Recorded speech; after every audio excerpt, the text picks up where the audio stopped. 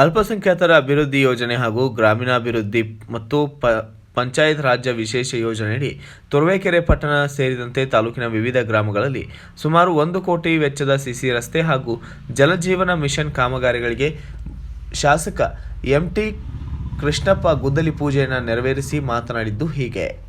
ಎಷ್ಟು ಲಕ್ಷ ರೂಪಾಯಿ ಕಾಮಗಾರಿ? 20 ಲಕ್ಷ. ಎಷ್ಟು? ಸಬ್ 20 OB 20 AB 20. ಚಲ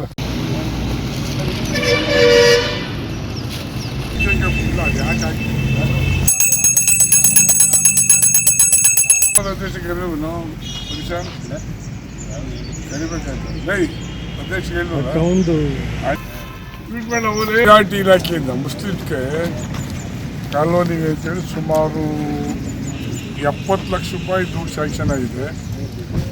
ಅರಸಪಾಳ್ಯ 20, ಅಲ್ಲಿ ಹಟ್ಟಿಹಳ್ಳಿ 20, ಬೀಚ್ನಲ್ಲಿ 10, 20, 40, ಇದು 10, ಸುಮಾರು 70 ಲಕ್ಷ ರೂಪಾಯಿ ದುಡ್ಡನ್ನು ಬಿಡುಗಡೆ ಮಾಡಿದ್ದೇವೆ.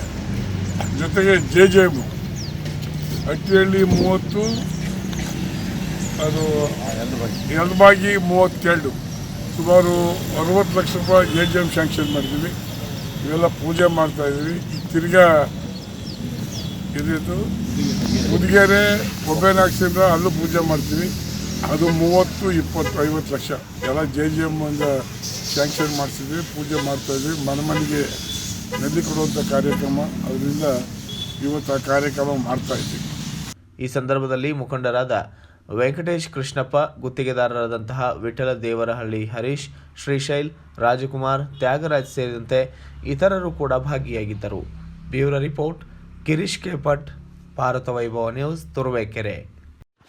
Thanks for watching. Read, discuss and debate with editor Dr. Yan Prashant Rao. Wanted reporters in print, digital and visual media for Bharat Vaibhav Daily Newspaper, BV News 5 Channel and BV Fast Web News from all the talukas of Karnataka, Goa and Maharashtra. If interested, send your resume to 9019229369.